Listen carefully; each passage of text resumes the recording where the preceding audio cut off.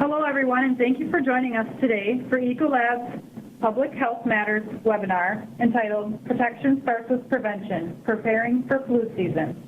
Our presenters today are Dr. John Hanlin and Mr. Vivek Raghavapudi. Before we get started, I wanted to make everyone aware of an upcoming Ecolab flu webinar in Europe presenting on the topic of public health utilizing European illness data. If you have locations or customers in Europe, please take advantage of this opportunity to hear from a few of Ecolab's industry experts. It will take place on November 8th, and like this one, requires registration. If you have questions or need more information, please contact Victoria Rivers. Dr. Hanlin is Ecolab's Vice President of Food Safety and Public Health. In this role, he works closely with Ecolab research and development teams to develop new technologies and programs for safe water, infection prevention, and food contamination. Mr. Raghavapudi is Ecolab's Marketing Manager for Long-Term Care and Facility Care. Please feel free to pose questions during the presentation via the Q&A feature, and we will be sure to address them during the Q&A portion at the end.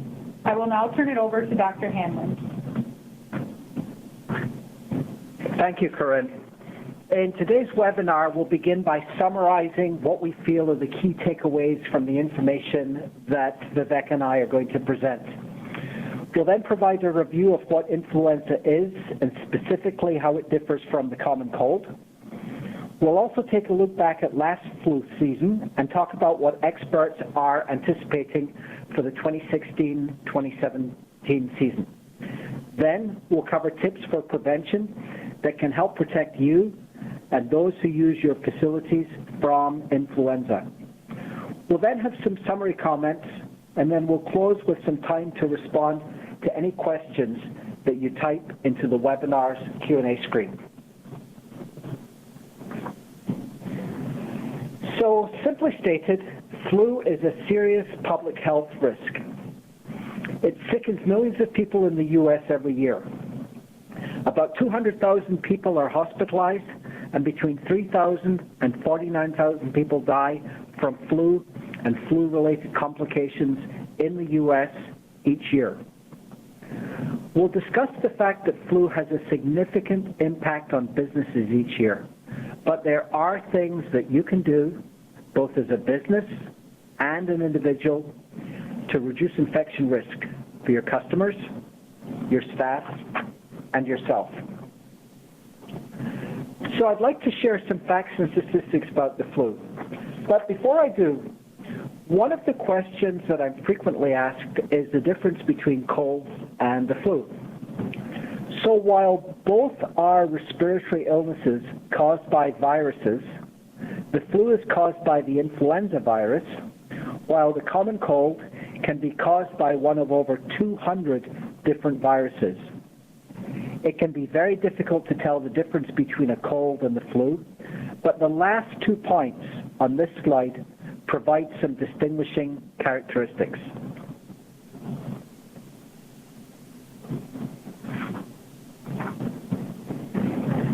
Another question that I'm often asked is the difference between seasonal flu and pandemic flu.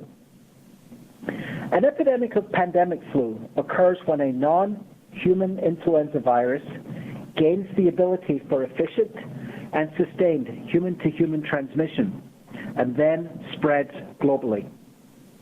For both seasonal and pandemic influenza, the total number of people who get severely ill can vary, but the impact of pandemic flu tends to be higher.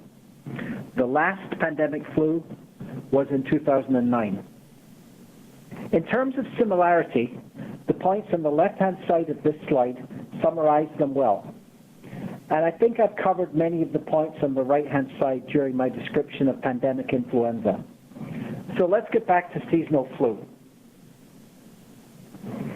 So the flu, as I mentioned earlier, is a respiratory infection. It's associated with fever and respiratory complications.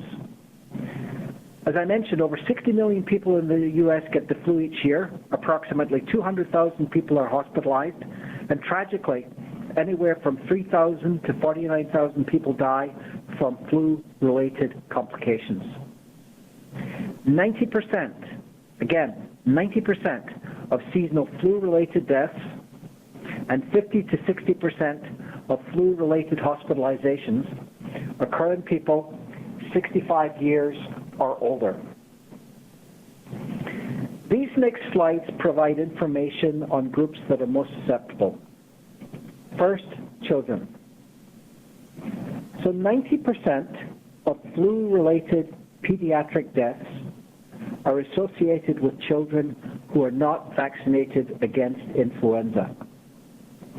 Children account for about 20,000 flu-related hospitalizations each year.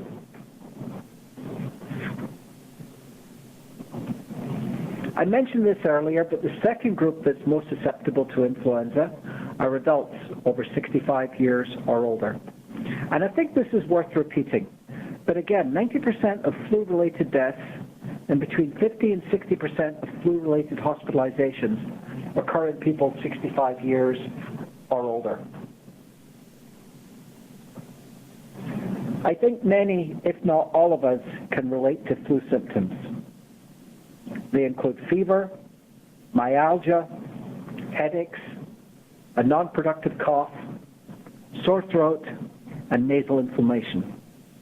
I've also noted additional symptoms that can occur in children. So when is a person infectious? A person is infectious 1 day prior to showing symptoms and up to 7 days after symptoms appear. The sneeze that I showed earlier reminds us that the flu infects us through droplet transmission. The images on the right show how easily the virus can pass from person to person, either directly through touch, indirectly through contaminated surfaces and objects, and through the air over distances of between 3 and 6 feet. The path of flu transmission is the same in a school setting, a work setting, as well as in your home. So with the paths of transmission in mind, how long does the flu virus survive outside its host? Virologists tell us that it can survive on hard surfaces like stainless steel or plastic for up to 48 hours, on soft surfaces for up to 12 hours, and the virus can survive on hands for up to 5 minutes. And while that sounds pretty encouraging, you just don't know when you've touched an influenza-infected surface. So let's take a quick look back at last year's flu season, and then we'll fast forward to the upcoming flu season. So the histogram that you can see on this slide is the result of the United States Center for Disease Control asking a very simple question. When is the peak of flu season? The answer, anytime between October and April. It turns out that when the CDC looked at data over 35 years, almost half the time, flu peaks in February. You'll see the 2 points on this slide. The peak of flu season last year was late December, and this past year, in March of 2016, just 7 short months ago, was in March. With regard to the upcoming flu season, it's too early for officials to predict its severity. However, their ongoing influenza surveillance enables them to give us a sense of when it will peak, and we'll know that as the weeks and months progress. Surveillance allows public health officials to predict the strains of the flu that are likely to be circulating. This information will be used to compare against the flu vaccine, and public health officials will have a better feel on how severe it will be. The other thing to remember is that the strains that are circulating really become the predictors for public health officials at the World Health Organization to design the flu vaccine that will be used next year.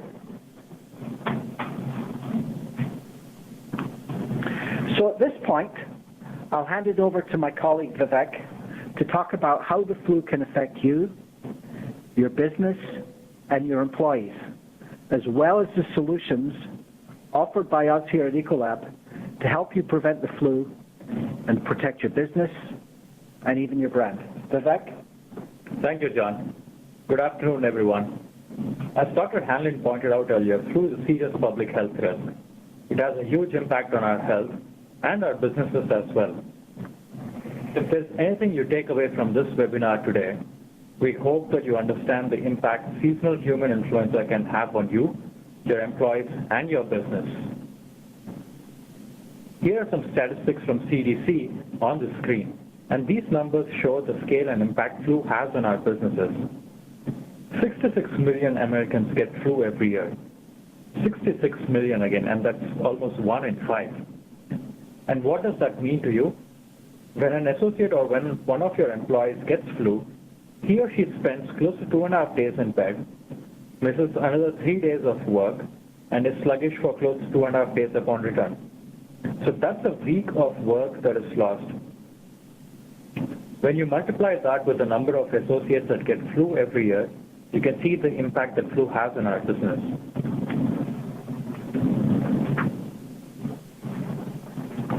To reiterate the point and looking at the impact in dollars, $16.3 billion per year is lost in earnings because of flu. And caregivers of children with flu lose on average 73 hours of work time if the child is hospitalized. You can see the impact that flu has on our businesses through the numbers on your screen.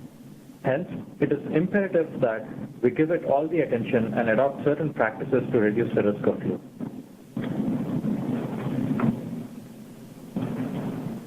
How do we reduce the risk of influenza? The best solution is to protect yourself by reducing the chance of virus transmission. And I'm going to refer to these 6 steps on the screen to minimize the risk of catching flu throughout the next portion of the presentation.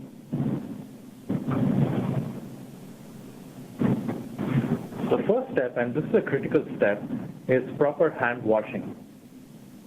Our hands are obviously what we touch things with, so touching a sick individual or touching an object like a tabletop that a sick person may have coughed over and then later itching your eye is a great example of how the virus can be passed between people and objects.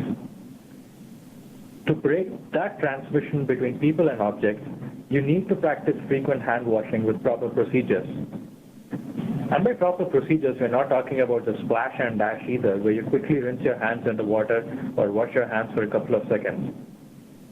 Proper hand washing procedures recommended by the CDC recommend first wetting your hands with clean running water, then applying soap, then lathering the soap by rubbing your hands together, and taking care to wash the palms, between fingers, back of the hands, which most people miss, under the fingernails, and so on. Basically doing a very thorough job scrubbing all of the surfaces of your hands. It sounds funny that we're discussing about how to wash our hands here, but this is a critical step and I would like to draw your attention to it. CDC recommends this process, and this is interesting, CDC recommends this process take at least 20 seconds or about the amount of time as it would take you to hum the Happy Birthday song from beginning to end twice. So you can try this after the webinar. Once you finish the scrub, you then want to rinse well under clean running water and then dry your hands with an air dryer or a clean towel.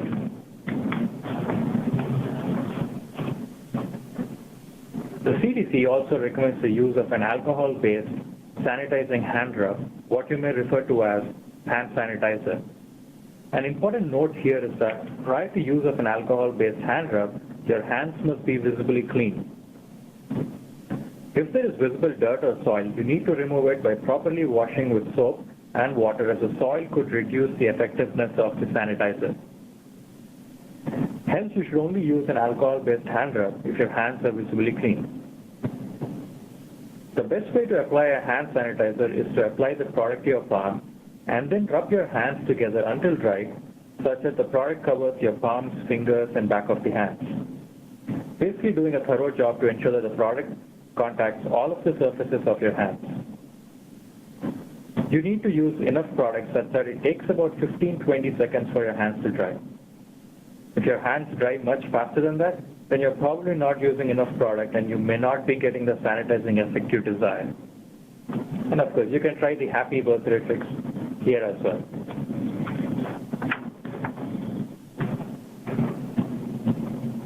The second most important step is cleaning and disinfecting surfaces. Just as we talked about at the beginning of the webinar, hands and surfaces are both known culprits in transmission of the flu virus. So in addition to properly cleaning our hands, we also need to properly clean and disinfect surfaces.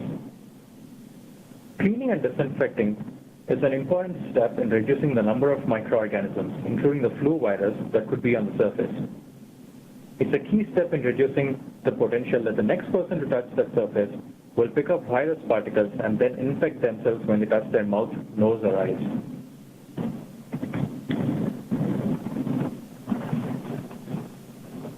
And just as with hand washing, proper procedures are key for cleaning and disinfecting. Remember, you want to clean and disinfect the surface. An important point here is while we can clean without disinfecting, we cannot disinfect without cleaning. Hence, the first step is to make sure that the surface is clean from any organic matter. Any soil on the surface could potentially inactivate the disinfectant or shield the virus particles from the disinfectant. If there is visible soil, one option is to use a combination disinfectant cleanup product for both the cleaning and disinfecting steps. You can tell if your product is a disinfectant cleaner by reading the product label and looking for terms such as one-step disinfectant cleaner or cleans and disinfects in one step. In the United States, disinfectant products are registered and regulated by the U.S. Environmental Protection Agency or the U.S. EPA. So you want to be certain to use a product that is EPA registered. And you can find that information by seeing if there's an EPA registration number on the product label. You also want to look to make sure the product has claims against influenza. Please remember that not all disinfectants have claims against influenza. This information can be found in the section of the label that lists what organisms the product is effective against. Lastly, you also want to be sure to read the label section that covers instructions for use to ensure you're using the product properly. As with hand washing, proper product use and proper cleaning procedures are important to make sure your efforts spent cleaning and disinfecting are effective in helping to prevent the transmission of flu virus.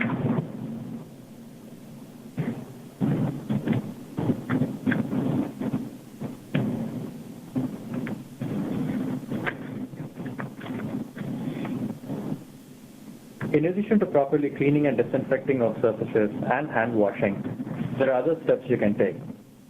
As mentioned before, for the flu to be transmitted, the virus has to go from an infected individual to a new susceptible person who can become infected. You can reduce the risk of this sort of transmission through social distancing by staying home when you're sick and by avoiding others who are sick. Also, if you are, it's important to cover your nose and mouth when you cough, either by using a tissue or by coughing into your elbow. This helps trap the virus particles and prevents them from becoming airborne. And lastly, please get your annual flu shot. Vaccination remains the best protection in preventing yourself from becoming infected with flu.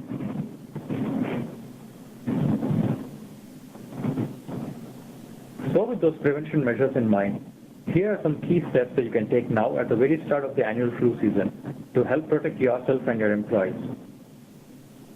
Keep in mind that these next recommendations are targeted towards building owners, managers, and supervisors. If you yourself are not in a position to implement these recommendations, then I would strongly encourage you to share these steps with someone in your organization who can. With respect to hand hygiene, you want to make it easy for people to do. This starts with making sure your facility provides products that are gentle on the hand, especially with repeated frequent use. Obviously, no one wants to use a product on their hands that is harsh and leaves their skin dry and cracked. You also want to consider placement of alcohol-based hand rubs and make them easily accessible for people in your facility to use. Studies show that if the products are easily accessible and available, they get used more often. And with both soap and hand sanitizer, you want to make sure your product stays stocked in the dispenser at all times. With respect to the second step, that's cleaning and disinfecting of surfaces, work with your cleaning staff to establish a frequency for cleaning tasks and provide guide cards which clearly show what those high-touch surfaces are. Also provide guidelines for how frequently they should be cleaned and disinfected. With both of these steps, that is hand hygiene and cleaning and disinfecting, you want to be sure to advertise and promote these steps within your facility and provide reminders to people about the importance of these steps. In our work, we found that customers and staff are receptive to overt signs and messages that cleaning is an important step in keeping their environments clean, safe, and healthy. Everyone appreciates a reminder every now and then, right? Talking about the other steps, with respect to vaccination, you want to make it easy for your employees to do it. For example, our company, Ecolab, provides an annual flu shot clinic held on site during the workday as a way to help make it easy for employees to get vaccinated. Additionally, find ways to make it low or no cost so that cost is not a barrier to vaccination. Many health plans cover preventive services such as vaccination and food. It's also helpful to advertise and promote getting your flu shot through posters and other promotional materials in the workplace. Our company does this through emails to employees and posters placed throughout our campuses. With respect to social distancing, as an employee, you have a lot of influence over this through your sick leave and attendance policies. You don't want a sick employee coming to work as they're likely to then transmit the flu to other co-workers. Again, you want to advertise and promote your policy so that employees know it's okay to stay home and in fact are encouraged to stay home when sick. Lastly, with respect to the cough etiquette, you want to make people aware of proper cough technique. The image shown on the right on the slide is an example of a poster Ecolab makes available to our customers to display in their facilities. It shows how to properly cough into your elbow or a tissue instead of your hands, and then reminds people to properly dispose of that used tissue and to perform hand hygiene. So now that we've reviewed these steps you can take within your facilities, how can you get help to implement them? I would encourage you to reach out to your suppliers to see how they can assist. We recognize that your suppliers may be able to provide some flu prevention materials, so please do ask them. Ecolab has a ton of promotional materials that we provide to our customers, reminding facility users about important things like hand washing and coughing into elbows. I will touch upon this later again, but Ecolab has a great hand care product line that is gentle on hands as well as dispensers that make hand sanitizers accessible and easy to use. We found that engaging graphics that communicate the importance of good hand hygiene are helpful as well. And lastly, please talk to your Ecolab representative to provide educational materials for your staff, students, residents, tenants, or guests. I would encourage you to not be shy about asking your Ecolab representative to help you proactively work to prevent the spread of flu in your facility.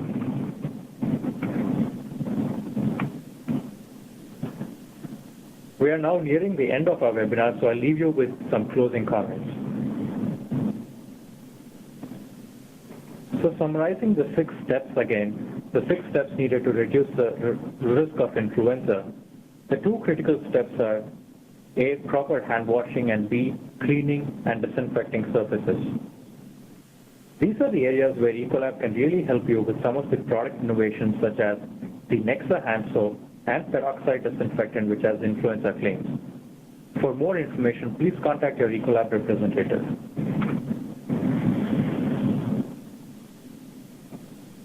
Apart from the products and innovations, Ecolab is also well positioned to help you reduce the risk through proper procedures and training. And of course, your Ecolab representative is available at all times to consult on the best practices and help you put a program together to reduce the risk of influenza.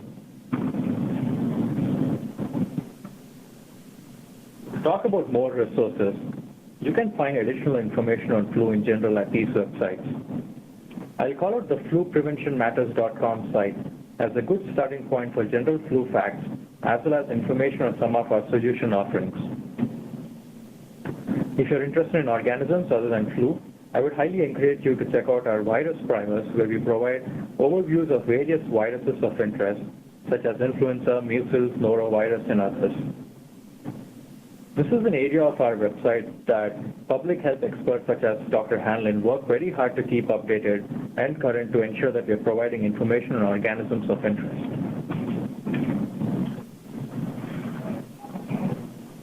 And lastly, we have to call out the CDC website as a resource, and we encourage everyone to refer to it for public health related information.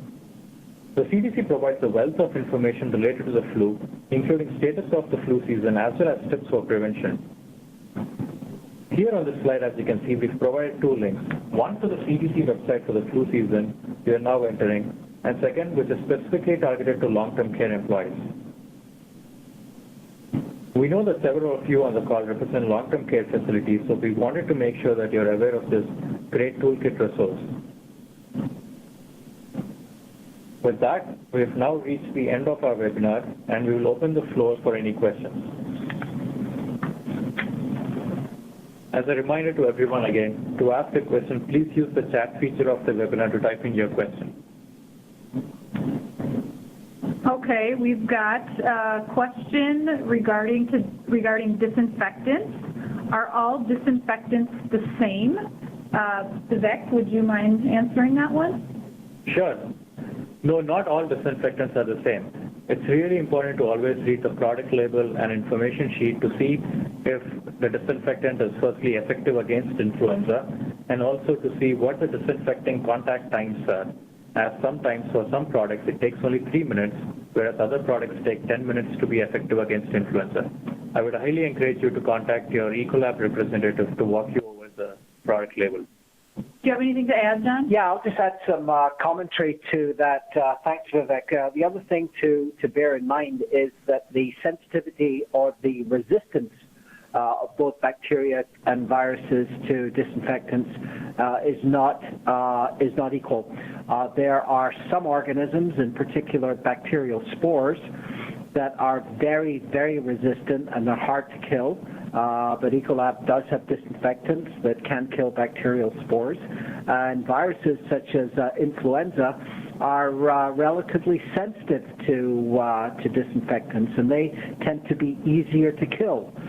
Something like a norovirus is more resistant. But to Vivek's point, it's vitally important that you understand the label claims that the disinfectants that you're using on your premises carry, and that as we're entering flu season, you want to be sure that you're using a disinfectant that carries an EPA registered claim as being effective against the influenza virus. Another question we have is, what is the difference between a disinfectant and a sanitizer? John? Yeah, I'd be happy to answer that question. Essentially, both disinfectants and sanitizers inactivate microorganisms. Some will inactivate bacteria, others will inactivate viruses, and some both. The thing to remember here is that the standard of kill, so to speak, according to the EPA, for a sanitizer is less than for a disinfectant. The other thing to remember is that, especially in the food service environment, sometimes with the use of disinfectants, you need to have a freshwater rinse afterwards. So the message here is that it's vitally important that you follow what the label directions are for that particular application. Again, sanitizers have a lower level of inactivation versus the disinfectants, so they're not as strong. Okay. But again, label claims are vitally important. Right. Expanding a little more on disinfection, we had mentioned cleaning and disinfecting surfaces. One question was, do I have to clean everything? Vivek, would you mind answering that? Sure, that's a good point. your focus really should be on high touch points such as door handles, light switches, stair rails, elevator buttons, or telephones. Cleaning high touch points such as telephone at an increased frequency will really help you to reduce the spread of germs. High touch points is where the germs, and disinfecting them regularly will really help you contain or reduce the risk of transmission. Okay. Let's switch it over to hand washing. How do I make a alcohol-based hand sanitizer available to my employees or guests or residents? Some locations might drive the need for different sizes or types. Vivek, could you expand on that for us? Sure. So hand sanitizers come in various sizes you can offer. You can really offer small bottles to all employees. You can have larger bottles available on tabletops and counters, and you can have customized hand sanitizer stations located around your facilities. So depending on your facility and requirements, there'll be a solution for you, and at Ecolab, we are always happy to help you find that right solution. So I would highly encourage you to, again, contact your Ecolab sales representative and figure out what kind of bottles you need at different points in your facility. John, do you have something to add? Yeah, I'd like to come back to, I think, a very good point that Vivek made about 10 or 15 minutes ago, and that was Vivek made the comment that overt signs of cleaner, safer, healthier are received very positively. Our research shows that they're received very positively by customers.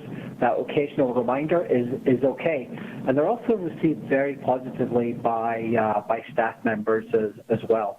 So I would encourage you, as you're walking around your properties, you're walking around your facility, take a look at your hand washing signage and see if that needs to be freshened up.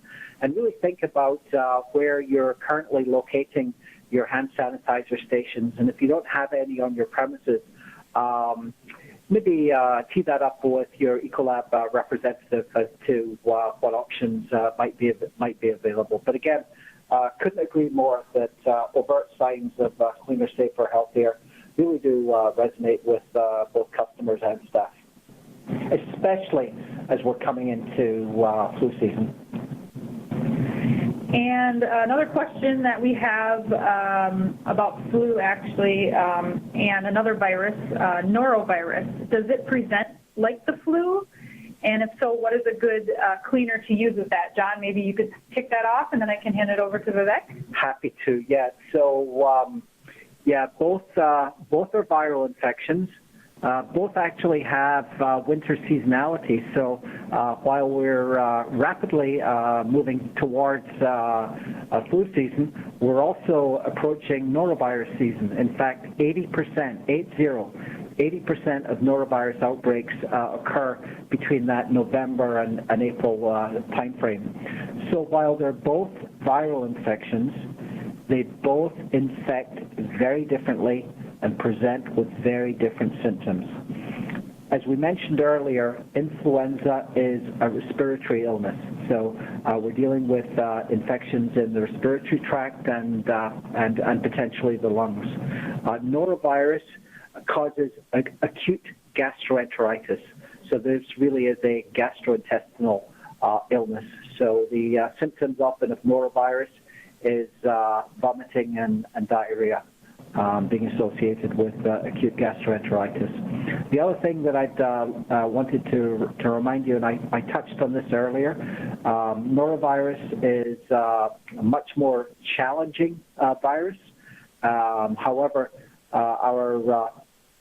our products and services can provide rigorous approaches to both preventing outbreaks of norovirus and even responding to an outbreak of norovirus. Okay. And I want to touch on the cleaners and products that would be good and effective for norovirus specifically. Yeah, absolutely. As I mentioned earlier, it's vitally important to check your product label to make sure that the disinfectant you're using has norovirus claims. So your Ecolab representative can certainly help you on that one. Ecolab has a number of disinfectants that have norovirus claims, such as the peroxide disinfectant I mentioned earlier. But please make sure that to contact your Ecolab sales representative, look at the product label, and see what are the disinfecting claims against norovirus, and also the proper use instructions to use your disinfectant against norovirus. Okay. Anything else to add, John? Yeah, just one other thing. You know, we talked about similarities and differences. I want to just come back to a couple of slides that we showed where we talked about the morbidity and mortality associated with influenza being very significant in people 65 years of age or older. So that's a fact related to influenza. Another very important point, and now I'm jumping over to norovirus, is that the number one source for norovirus transmission is long-term care facilities. So norovirus is infecting the elderly as well. So it's just important to point that out. Definitely some similarities, but very much some differences between both influenza and norovirus. Okay. Any other further points? I don't have any further questions, so I will move on. Vivek, would you close it out for us? Sure, Karen. Again, on behalf of John and myself, as well as everyone here at Ecolab, we would like to thank you for joining us today.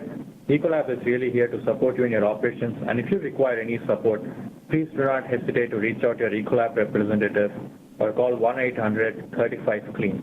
That's 1-800-35-25326. If you would like additional information on flu or need to reach John or myself for another topic, our email addresses are listed here, and you can certainly reach out to us. Again, as a reminder, we would really appreciate if you could complete the survey form that will pop up at the end of this webinar. We really value your feedback and will help us to improve our future webinars. Thank you all again for attending today's webinar, and we hope the information we shared has been helpful to you and your organizations. Thank you for your partnership and have a nice day.